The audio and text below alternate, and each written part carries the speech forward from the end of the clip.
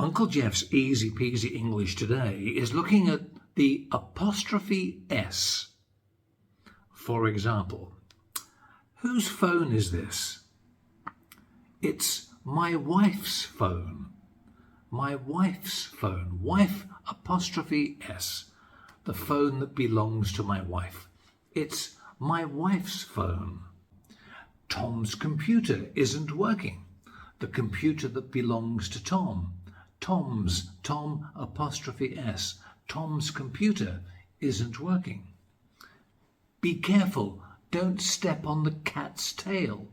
The tail that belongs to the cat. Don't step on the cat's, cat apostrophe S. Don't step on the cat's tail. We use apostrophe S when we're talking about people or animals.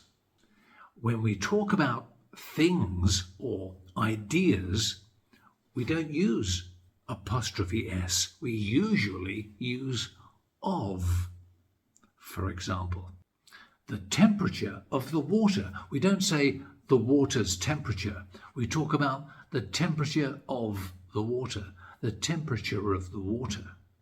Or the name of the book. We don't say usually the book's name. We say the name of the book. Or the restaurant's owner. No, we say the owner of the restaurant. So there we are.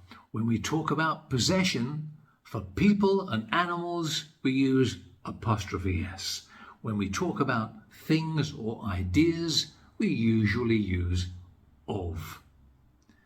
English grammar, the use of English, easy peasy with Uncle Geoff's help. Thank you for watching. See you next time on Uncle Geoff's Easy Peasy English. Bye-bye for now.